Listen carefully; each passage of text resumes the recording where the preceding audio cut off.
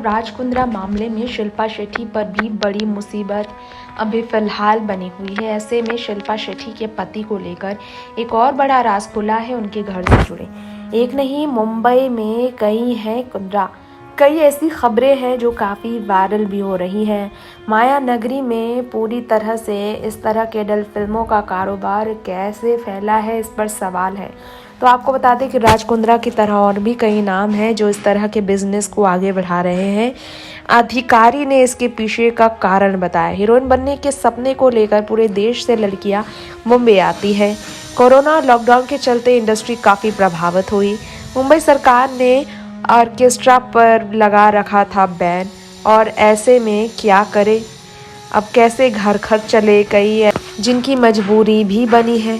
तो आपको बताना चाहेंगे, राज की गिरफ्तारी के बाद, शिल्पा के पति की गिरफ्तारी के बाद शिल्पा की मुसीबत तो बढ़ी, पूरी इमेज डाउन हो गई। मुंबई पुलिस के एक अधिकारी ने इस पर अखबार में छपी खबरों की माने तो पूरी रिपोर्ट तैयार कर बताई कि कोरोना में फिल्म इंडस्ट्री को प्रभावित होने के बाद, डांस बार और ऑर्केस्ट्रा के बंद होने के बाद इस तरह की फिल्मों का रास्ता चुना गया क्योंकि मजबूरी थी कईयों की। बताया गया कि इन्वेस्टिगेशन के दौरान लड़कियों से पूछताछ हुई। उन्होंने बताया बॉलीवुड की चमक दमक में वो दूसरे शहरों से मुंबई चली आई और एक्ट्रेस का काम मिल जाता था। यहाँ पर फिल्मों में कई बार पेमेंट भी मिल जाता था, लेकिन फिल्मों की शूटिंग रुक गई कोरोना की वजह से और रोजी रोटी में संकट बढ़ गई। लाइटमैन, कैमरामैन, कास्टिंग डायरेक्टर ये भी काम करते थे जो संकट में आ गए। ओटीटी काफ़ी हिट होने लगा और सब काम की तलाश में थे।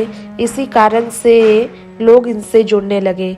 क्राइम ब्रांच को बताया कुछ लड़कियों ने कि 10,000 से 50,000 रुपए तक मिल जाते थे इनसे। इन्हें 4 से 5 घंटे में पूरी हो जाती थी शूटिंग से 2 से 3 दिन भी चलती थी शूटिंग। कई बार 2 से 3 फिल्में कर लेती थी एक ही दिन में कुछ टीम। तो ऐसे में एक महीने में 5 से 7 फिल्में मिल जाना 1 लाख रुपए से 3-4 लाख रुपए तक कमाई के बराबर थी, और इसलिए इस तरह के रास्ते कई लोगों ने चुने हैं।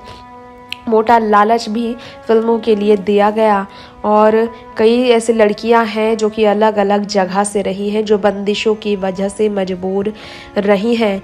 और इसकी जांच में सामने आई है ये सच्चाई कि वो लड़कियां भी हैं जो डांस बार या ऑर्केस्ट्रा में काम करती थी। महाराष्ट्र सरकार ने कई साल पहले ही जो बंद कर दिए हैं और इसलिए लाइसेंस भी नहीं दिए, सुप्रीम कोर्ट से जीत गए मालिक इसके जो कि इस तरह की चीज़ें कराते थे, यानी कि ऑर्केस्ट्रा बार के लाइसेंस लिए गए। डांस बार मालिकों ने इस तरह से काम बढ़ाया। तो इसी बारे में आपको बताना चाहेंगे, सचिन वाजे और परमवीर सिंह और अनिल देशमुख से जुड़ी कंट्रोवर्सी में डांस बार का जिक्र तो कई बार होता है, और ऐसे में ये लड़कियां कुछ इस तरह की काम करने के लिए मजबूर होगी क्योंकि आर्थिक तंगी ने उन्हें काफ़ी परेशान। नेक्स्ट 9 न्यूज़ रूम से तृप्ति की रिपोर्ट।